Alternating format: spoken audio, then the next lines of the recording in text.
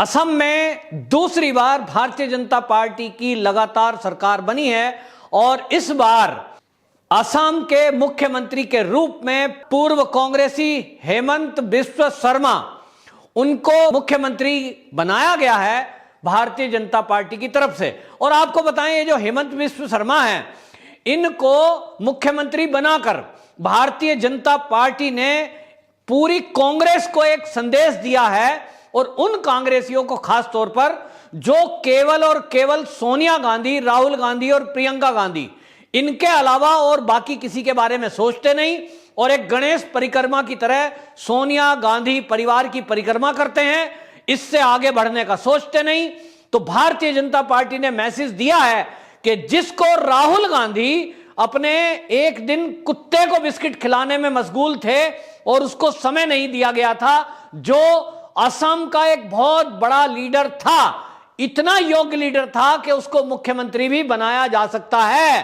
तो देखिए, भारतीय जनता पार्टी में हेमंत बिस्व शर्मा आ गए तो उनको कमान दे दी गई असम की, और यदि वो कांग्रेस में रहते तो कांग्रेस में रहते हुए कुत्ते की कीमत वहां ज्यादा है एक कार्यकर्ता के बनिस्पत।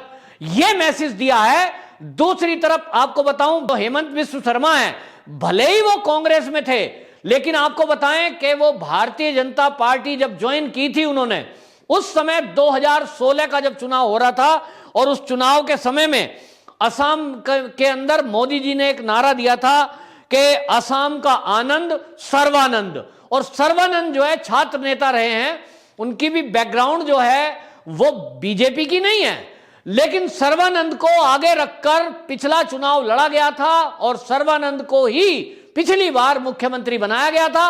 उस समय भारतीय जनता पार्टी ने एक मैसेज दिया था कि भारतीय जनता पार्टी वो पार्टी है जिसमें सबका स्वागत है और देशभक्त, देश हित सर्वोपरि रखने वाले जो लीडर हैं, ऐसी कोई विचारधारा के लोग हैं, वो आइए और भारतीय जनता पार्टी के जरिए देश की सेवा करिए, भले ही चाहे वो कोई भी हो, भले ही चाहे वो मुस्लिम भी हो। और ऐसे मुस्लिम चेहरे आपने देखा कि मंत्रालय में हैं, मोदी कैबिनेट में कुछ मंत्री बनाए गए, प्रवक्ता बनाए गए। मतलब आपके अंदर अगर योग्यता है, क्षमता है, तो आपको वहां आगे बढ़ने का पूरा मौका मिलेगा। बेशक आपकी बैकग्राउंड कुछ भी हो, आप गरीब घर से हैं, आप किसी भी अमीर घर से हैं, इससे कोई फर्क नहीं पड़ता। एक झुग्गी झोंपड़ी में पैदा हुआ कार्यकर्ता भी भारतीय जनता पार्टी ज्वाइन करने के बाद मुख्यमंत्री और कैबिनेट मंत्री बन सकता है। यह भारतीय जनता पार्टी के अलावा और कहीं देखने को नहीं मिलता। अब असम में अगर लेंगे तो असम से यह मैसेज गया है, और यह मैसेज उन लोगों के लिए है जो G23 के तहत, जिसमें गुलाम नबी आजाद हैं, कपिल सिब्बल हैं, आनंद शर्मा हैं, ऐसे कई सारे लीडर जो हमने देखा था जिन्होंने सोनिया गांधी के अध्यक्ष पद को लेकर यह सवाल उठाया था और उन्होंने कहा था कि गांधी परिवार से अलग का कोई लीडर अध्यक्ष होना चाहिए, उसको लेकर उनको साइड कर दिया गया। 5 राज्य के चुनाव में उनको स्टार प्रचारक के रूप में भी नहीं उतारा गया, उनका एक तरह से अपमान किया।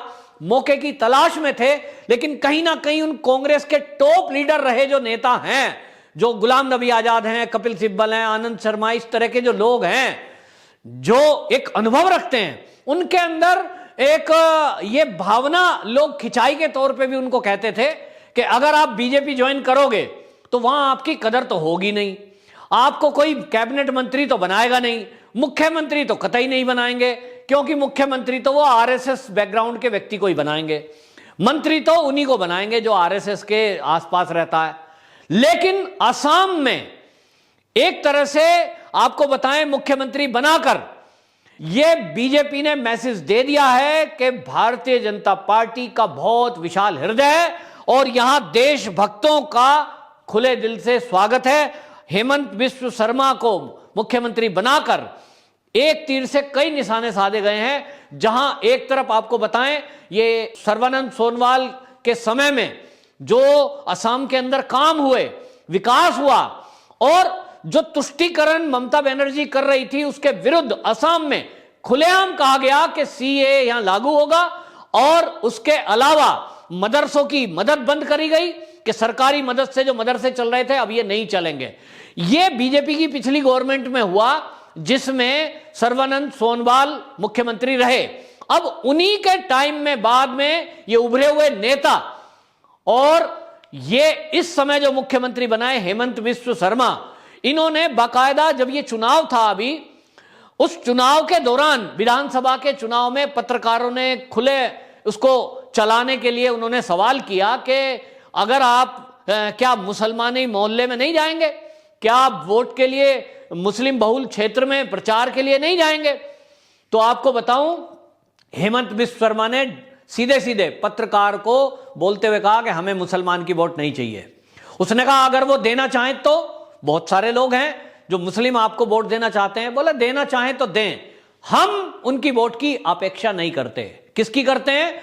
जो असम को अपना मानता हो, हमारे भारत को अपना मानता हो, और ये जो घुसपैठी हैं इनको ये मानता हो कि ये घुसपैठिए हैं, इनको हमें बाहर करना, इनके साथ खड़ा हुआ ना दिखाई दे, भारत की भाषा बोले, दुश्मन देश चीन की भाषा ना बोले। ये बेबाक इंटरव्यू उनका वायरल हुआ और उसका प्रभाव था कि संघ के अधिकारी भी संतुष्ट दिखे और उनको दिखा कि इस तरह की बेबाक भाषा, ये तो भारतीय जनता पार्टी के कई बार नेता भी नहीं बोलते इस तरह की भाषा कि हमको मुसलमानों की वोट नहीं चाहिए, हमें चाहिए तो केवल देश के हित में बात करने वाले और केवल हिंदुओं की वोट का भरोसा। इस तरह की लैंग्वेज आमतौर पे भारतीय जनता पार्टी के नेता नहीं बोलते। अगर केवल एक योगी जी को छोड़ दें तो इस तरह का खुला वक्तव्य कोई देता नहीं है। लेकिन आपको बताएं कि ये जो हेमंत बिस्व शर्मा है, इन्होंने चुनाव के दौरान ये बोला खुलकर, उसको काफी पसंद किया गया और उसका परिणाम भी ये हुआ कि आज वो मुख्यमंत्री हैं। यानी सीधी साफ लाइन है कि यदि मोदी सरकार ने कोई फैसला लिया है कि सीए लागू होगा, तो मोदी जी ने बहुत सोच समझकर वो फैसला लिया है। उसके पीछे बहुत बड़ी मेहनत है और बहुत बड़ी विचारधारा है। देश हित को सर्वोपरि रख करके वो विचारधारा सोची गई है। अब उसको लागू करना जो केंद्र ने सोचा है, देश हित में सोचा है, वो राज्य की सरकार की जिम्मेदारी बनती है। और इसीलिए आपको बताऊं, मुख्यमंत्री पद की शपथ लेते ही हेमंत बिस्व शर्मा ने क्लियर कर दिया, सीए पर जल्दी काम शुरू होगा और सरकार एक्शन मोड में उस काम को करेगी।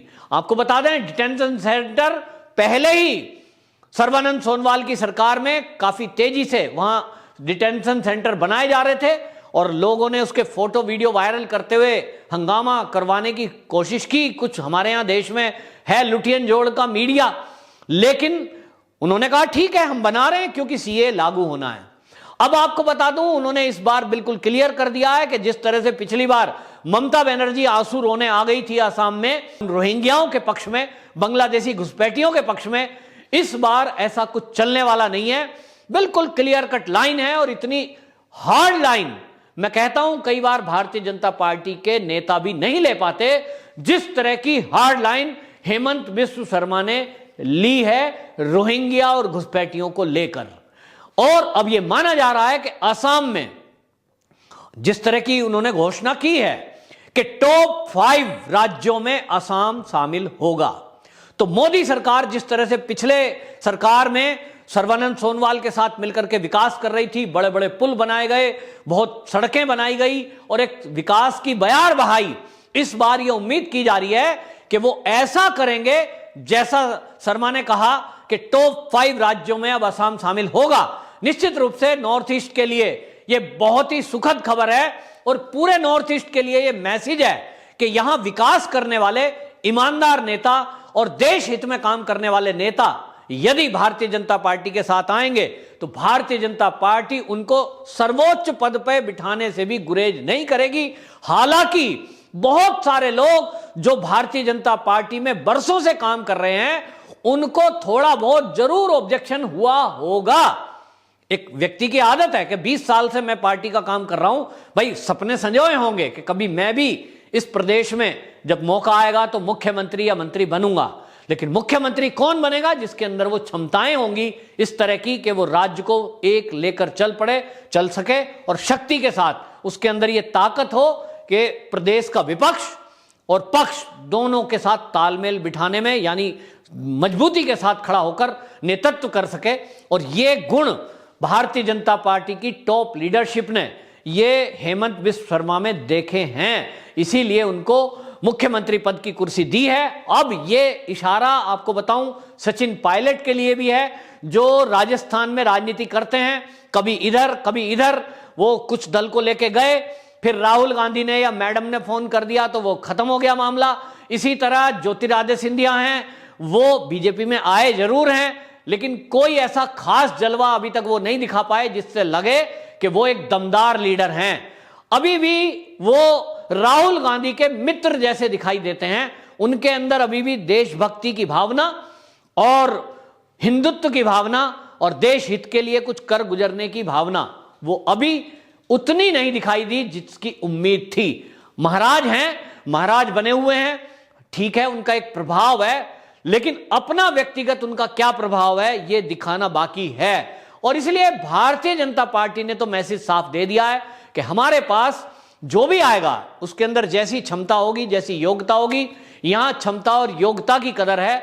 यहां आप परिवार से उठकर के ऊपर आया है, किसी मंत्री का बेटा है, आरएसएस के किसी अधिकारी का बेटा है, बीजेपी के किसी मंत्री का बेटा है, उसके कारण उसको आगे पद बढ़ाया जाता या पद नहीं मिलता। और जितने टॉप आज लीडरशिप में बैठे हैं, आप उनकी बैकग्राउंड देखिए। राजनाथ सिंह जी आए हैं, किसान परिवार से हैं, कैबिनेट में मंत्री हैं और बड़ा महत्वपूर्ण मंत्रालय है रक्षा का। इसी तरह गृह मंत्री हैं हमारे अमित शाह, कोई बैकग्राउंड उनकी ऐसी नहीं है कि पीछे बाप दादा उनके जो है किसी परिवार से जुड़े थे, वो आज गृह मंत्रालय संभाल रहे हैं। और इसी तरह मोदी जी हैं और अनेक मंत्री हैं, चाहे वो नितिन गडकरी हैं, चाहे वो रेल मंत्री हैं, पीयूष गोयल, ये जितने आप देखेंगे इनके कोई खानदान में भी राजनीति नहीं करता था बीजेपी की, लेकिन ये बीजेपी में आए, काम किया, योग्यता क्षमता इनके अंदर देखी संगठन ने, तो इनको आगे बढ़ा दिया। अब कांग्रेस के जो लीडर हैं या जो और विपक्ष में हैं, जैसे अभी टीएमसी में भी हैं, वह पश्चिम बंगाल में टीएमसी के बहुत सारे लोग जीत के आए हैं। अब जितने मंत्रालय में मंत्रालय लेंगे उसमें देखना यह है कि ममता बनर्जी तुष्टीकरण करके वो केवल मुस्लिम तुष्टीकरण के कारण मंत्रालय उनको देती है, उन्हीं की ज्यादा चलती है, या वो बैलेंस बनाती है। ठीक इसी तरह कांग्रेस या अन्य जो पार्टियां हैं उसके अंदर अब देख लीजिए, कांग्रेस में अभी अध्यक्ष पद को लेकर जब भी चुनाव की बात आती है वो किसी ना किसी बहाने से उसको टाल देते हैं और टालते जाएंगे, लेकिन फाइनली जिस दिन चुनाव होगा वही गांधी परिवार कुएं के मेंढक की तरह, उसके आगे वो कोई नहीं सोच पाएगा। और जो कोई वहां बोलने की बात करता है उसको निकाल करके मक्खी की तरह निकाल के बाहर फेंक दिया जाता है।